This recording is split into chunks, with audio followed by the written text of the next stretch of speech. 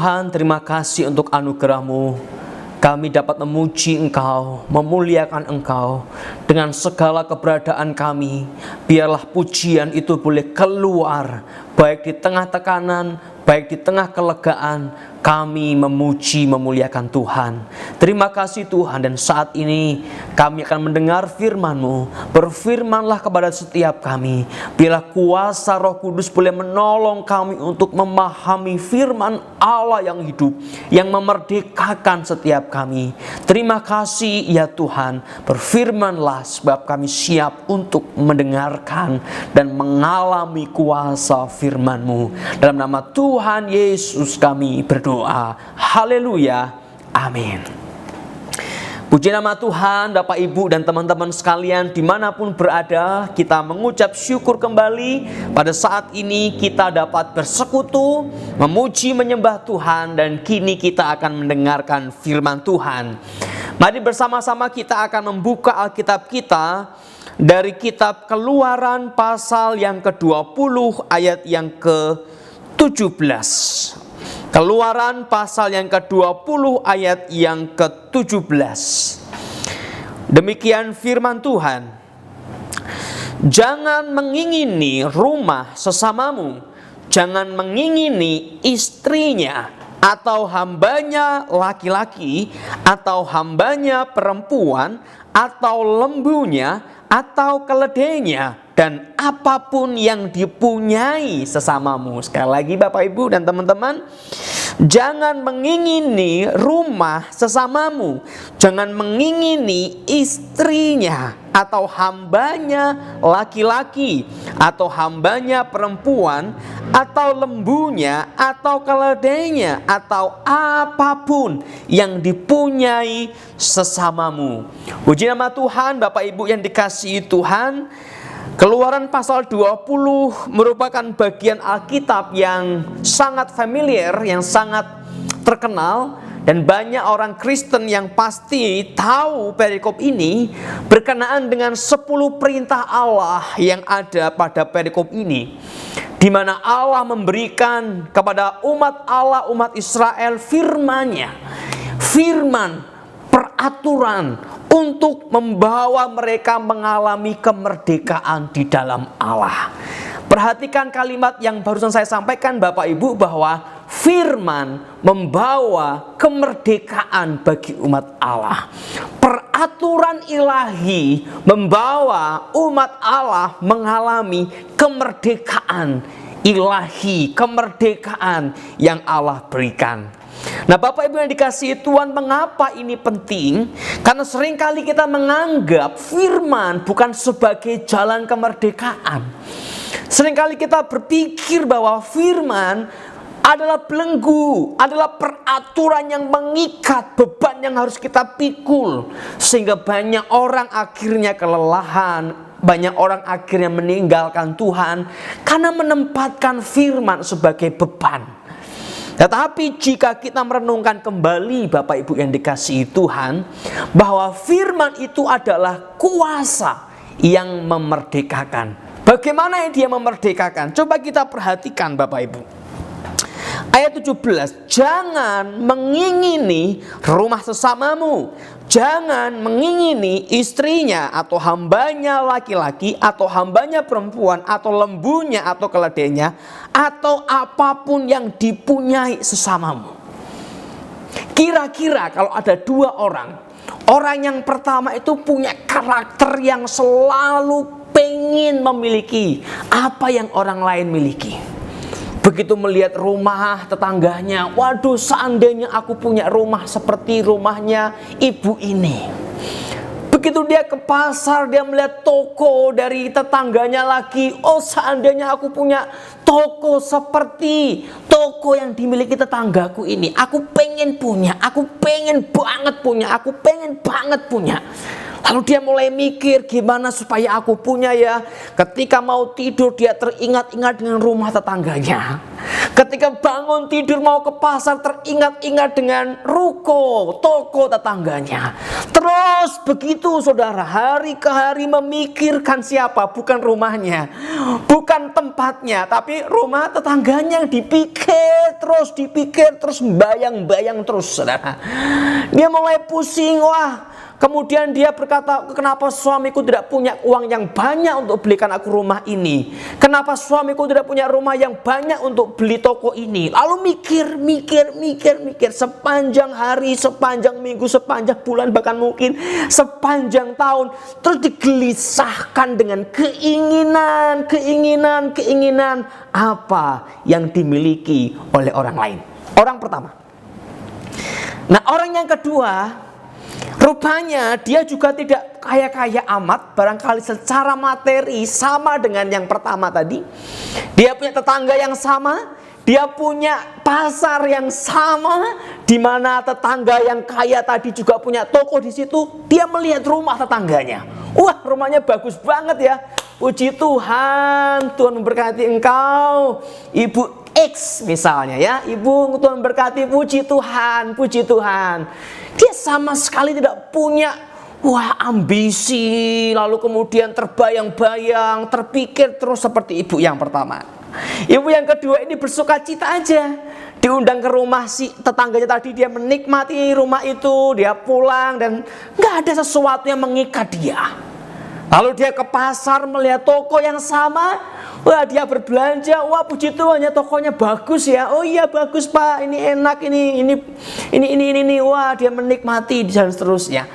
Dan dia tidak terikat, dia tidak terbayang-bayang ke bawah mimpi sampai menyalahkan suaminya. Oh, ini ibu ya, nggak sampai menyalahkan suaminya. Tapi yang pertama, kamu nggak sekaya si tetangga itu, kerja lebih keras dong. Padahal suami udah kerja keras saudara, dari siang pagi siang malam kerja.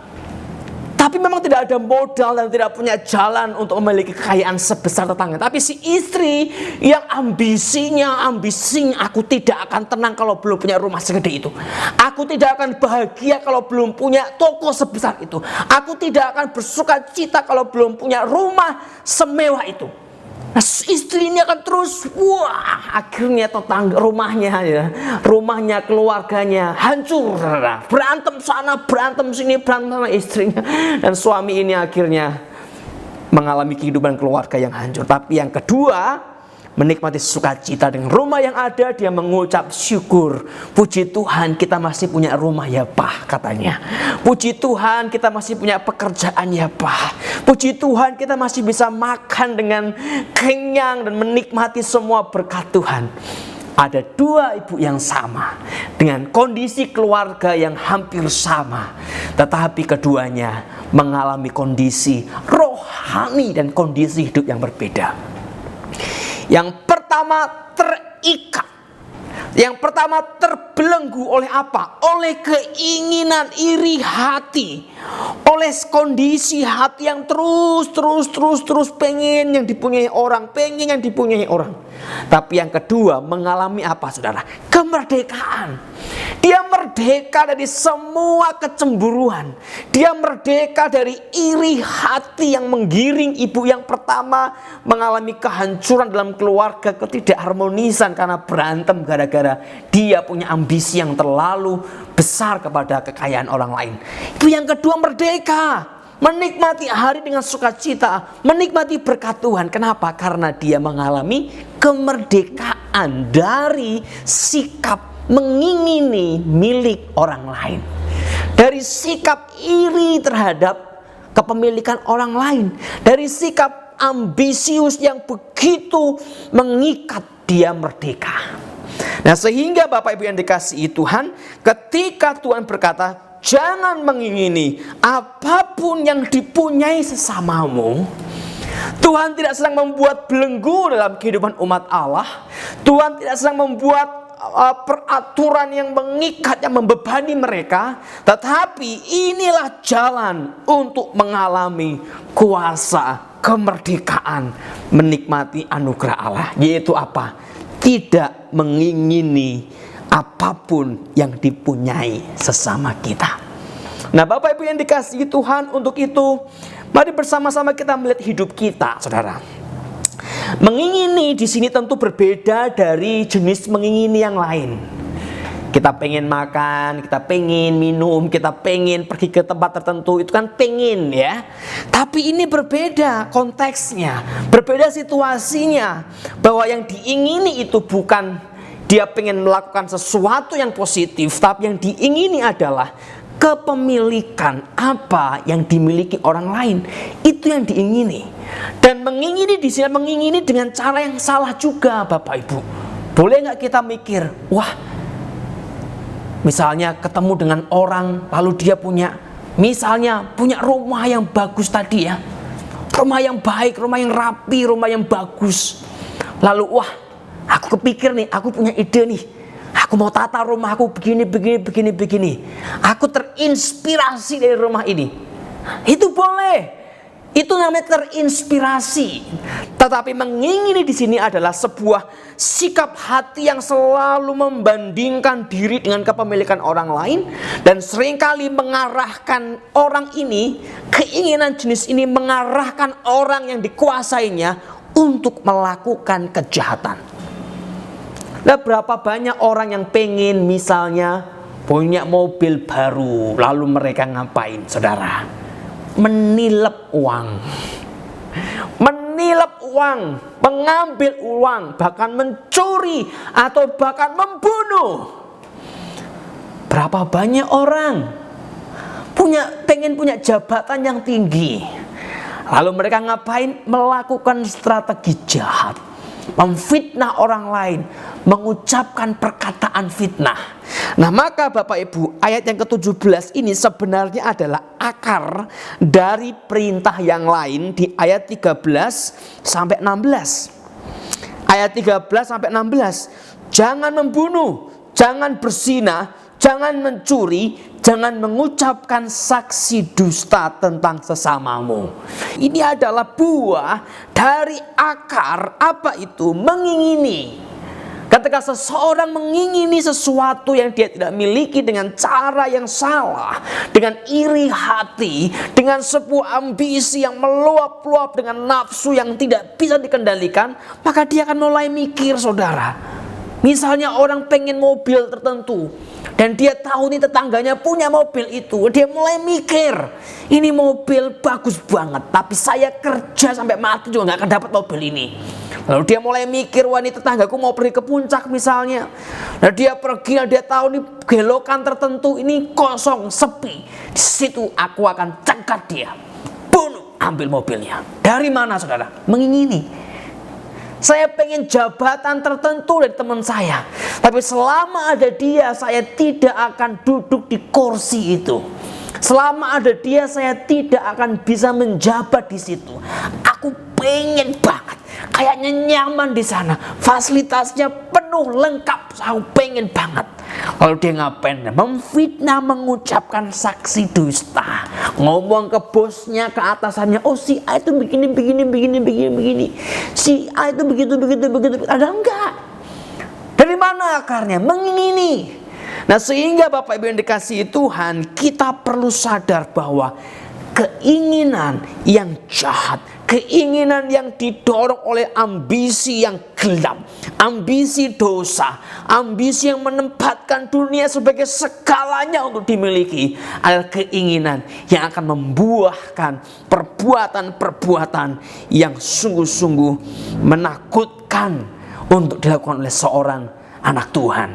Maka Bapak Ibu yang dikasihi Tuhan, kita perlu tahu bahwa iri hati adalah belenggu yang akan membuat kita tidak pernah mengalami rasa syukur kepada Tuhan.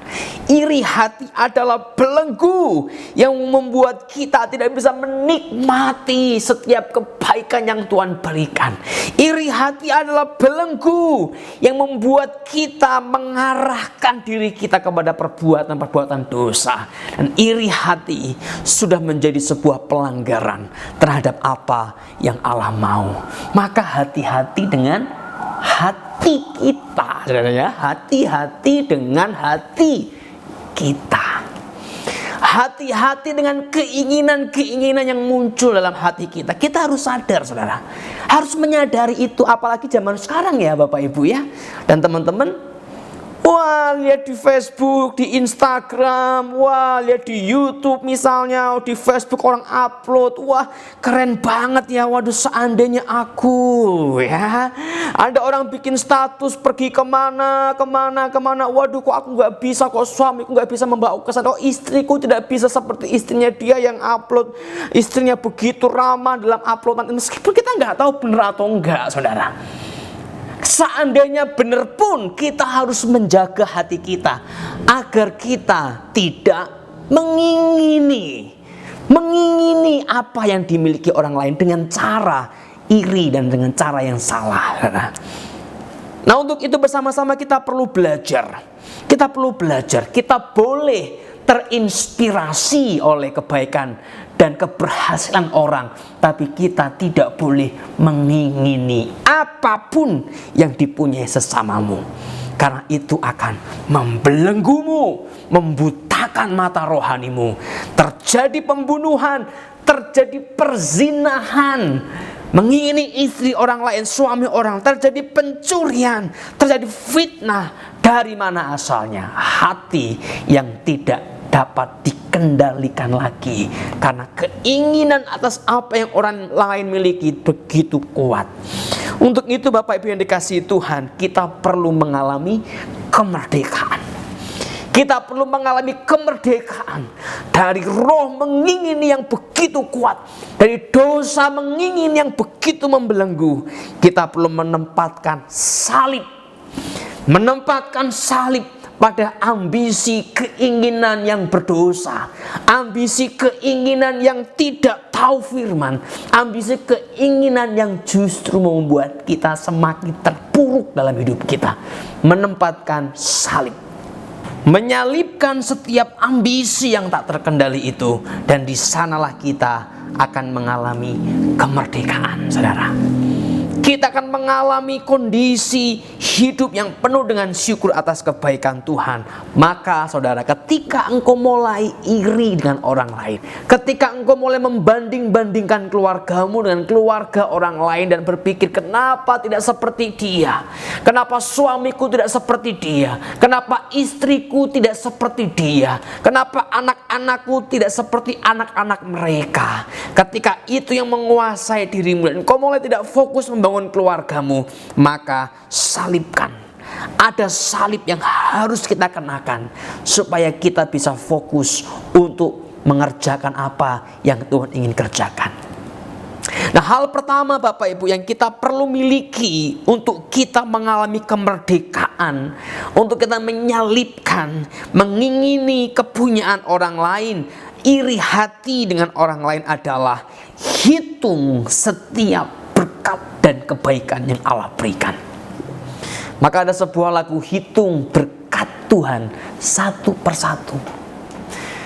Ketika engkau mulai memikirkan tentang suami orang yang lebih baik misalnya, coba engkau renungkan bahwa ada kebaikan Tuhan yang Tuhan hadirkan melalui suamimu yang tidak sempurna, yang di kacamata manusia mungkin tidak sesempurna suami orang. Tapi lihatlah pengorbanan dia untukmu, lihatlah kasihnya untukmu, lihatlah bagaimana dia mau bekerja siang malam untukmu. Ketika istrimu mulai engkau banding-bandingkan dengan istri orang lain Bapak Ibu ya, dan lihatlah bagaimana istrimu yang setia misalnya membersihkan rumah, memastikan semua baik, memastikan semua siap, merawat anak-anakmu, dan sejak awal menemanimu meskipun mungkin dia punya kelemahan. Mungkin kelemahan secara mulut, gak bisa berkata-kata yang manis seperti istri orang, atau mungkin kelemahan dalam kondisi tubuh yang gak selangsing tubuh istri orang lain, saudara. Tapi lihatlah kebaikan-kebaikan yang ada pada istrimu. Anak-anakmu mungkin, lihatlah bahwa meskipun anakmu dengan berbagai kekurangan yang dia miliki, ada keindahan-keindahan yang perlu engkau syukuri di sana. Begitupun anak-anak terhadap orang tua. Meskipun juga orang tuamu tidak seideal orang tua teman-temanmu, tidak sekaya orang tua teman-temanmu, tapi lihatlah dalam segala kekurangan yang orang tua miliki, dia berusaha memberikan yang terbaik untuk engkau. Nah, disinilah kita akan mulai melihat dengan menghitung setiap kebaikan-kebaikan dalam hidup kita, dengan melihat setiap kebaikan-kebaikan yang Tuhan berikan dalam hidup kita, dalam keluarga kita, kita akan mengalami kemerdekaan. Kita akan berfokus kepada apa yang Tuhan telah kerjakan, saudara. Begitupun ketika engkau mulai iri terhadap berkat yang diterima orang lain, lihatlah bahwa Tuhan juga tidak pernah meninggalkan engkau. Dalam segala kekuranganmu pun engkau dipelihara oleh Tuhan. Jangan iri dengan mereka, saudara. Nah, hal yang kedua, Bapak Ibu yang dikasihi Tuhan, dengan kita berfokus kepada hidup kita dan bukan hidup orang lain, dengan kita berfokus pada diri kita dan bukan diri orang lain, maka kita pun akhirnya bisa berfokus untuk apa yang Tuhan berikan dalam hidup kita. Kita bisa berfokus dengan keluarga kita. Kita bisa berfokus dengan pekerjaan kita. Kita kerjakan dengan setia. Ketika kita tidak bisa berfokus, kita akan menjadi orang-orang yang terus melihat, wah, si A, si B, jabatan A, jabatan B, jabatan A, jabatan B. Akhirnya apa? Kita tidak bisa fokus. Kita terlalu sibuk misalnya, wah, keluarga A, keluarga B, keluarga A, keluarga B. Kita tidak bisa fokus untuk keluarga yang Tuhan berikan. Nah, kalau kita tidak bisa fokus, kita tidak akan bisa mengalami anugerah Allah dinyatakan dalam hidup yang kau miliki. Kita tidak bisa mengalami kehidupan keluarga yang lebih baik lagi, lebih indah, lebih indah. Kenapa? Karena kita tidak fokus. Kita mikirin justru istri orang, suami orang, anak-anak orang. Terus yang itu yang kita bayang-bayangkan dalam pikiran kita. Kita harus berfokus. Bapak Ibu yang dikasihi Tuhan, saya percaya bahwa kepada setiap anak-anaknya Tuhan menyediakan anugerah. Kepada setiap keluarga anak-anaknya Tuhan mempersiapkan anugerah. Tetapi maukah kita untuk berfokus kepada apa yang Tuhan percayakan? Meskipun tidak sempurna, tapi ingat, Tuhan bekerja. Ada Tuhan di sana. Meskipun hidupmu tidak berlimpah-limpah seperti orang lain, ada Tuhan di sana. Persoalannya adalah kita justru pergi. Ya. Kalau saya boleh pakai perumpamaan, Tuhan datang ke rumah kita untuk memberkati kita. Tuhan datang ke rumah kita untuk memulihkan kita. Tuhan datang dalam hidup kita untuk memperbaharui kita. Kita malah melihatnya keluar. Kita malah pergi ngurusin apa? Ngurusin Facebooknya orang. Wah, itu bagus, wah keren ya, wah aku pengen. Padahal Tuhan sedang datang kepada engkau untuk membawa keindahan, saudara. Untuk membawa sukacita, untuk membawa kehidupan yang penuh dengan anugerah. Karena jangan salah, belum tentu mereka yang kau pandang bahagia, itu bahagia. Belum tentu keluarga yang engkau pandang harmonis, itu harmonis. Terlalu banyak keluarga yang tampak luarnya indah, tampak luarnya bagus, tampak luarnya harmonis. Begitu persoalan terjadi langsung hancur, saudara. Keluarga yang kalau di media sosial kok kayaknya manis, di media sosial romantis, di media sosial begini begitu, tapi di rumah berantem nggak berhenti. Begitu ada kamera, ayo. Ada kamera, coba senyumnya. Jangan terburu-buru menganggap yang lain itu lebih bahagia dari hidupmu. Kenapa? Karena Tuhan menyediakan anugerah dan berkat bagi hidupmu. Hitung setiap berkat Tuhan. Ketika engkau mulai iri dengan orang lain, hatimu mulai gak tenang, hatimu mulai gelisah, coba hitung berkat Tuhan. Berhenti sejenak.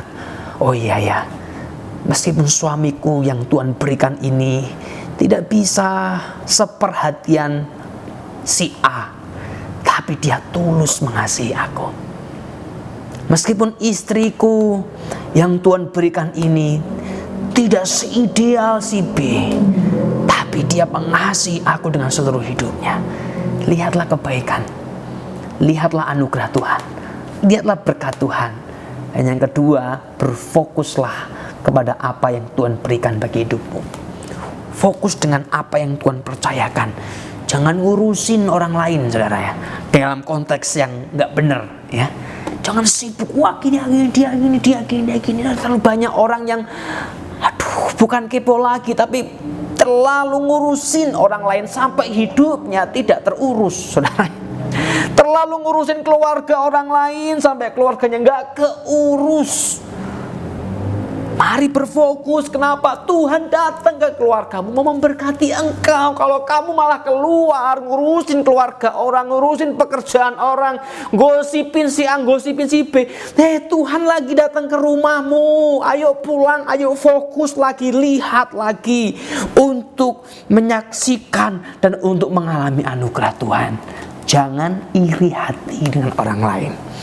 Nah, Bapak Ibu yang dikasihi Tuhan, di tengah-tengah menikmati masa kemerdekaan ini, mari kita merdekakan hati kita dalam anugerah Allah dari belenggu iri hati, dari karakter iri hati, dari nafsu iri hati. Percayalah bahwa Tuhan menyediakan anugerah yang terbaik untuk hidupmu.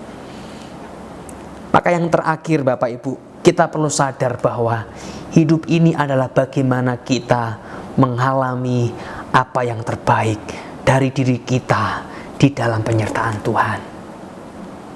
Bagaimana saudara menjadi istri yang terbaik untuk suamimu. Bagaimana engkau menjadi suami yang terbaik bagi istrimu. Bagaimana engkau sebagai anak menjadi anak yang terbaik untuk orang tuamu.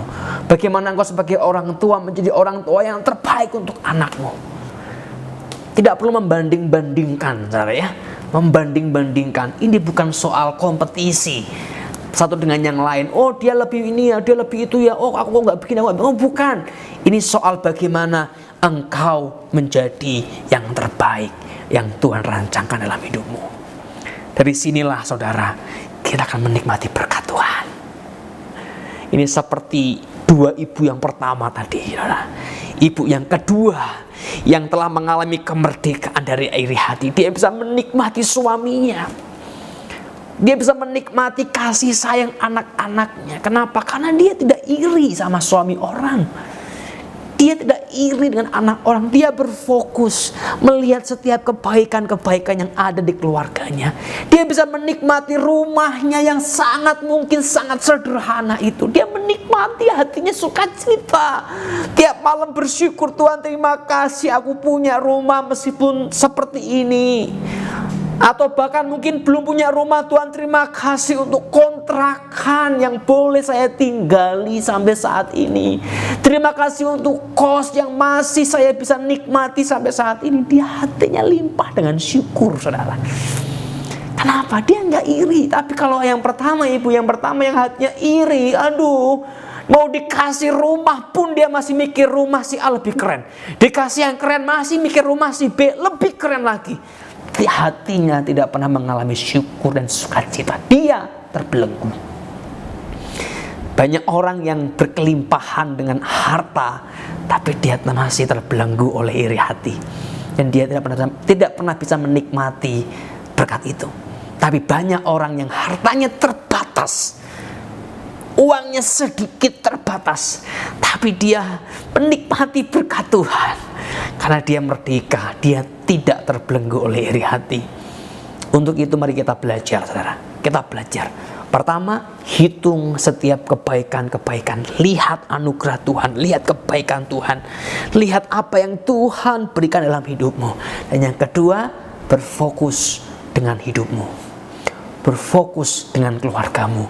Berfokus dengan istrimu, berfokus dengan suami, berfokus dengan anak-anakmu, berfokus dengan orang tuamu.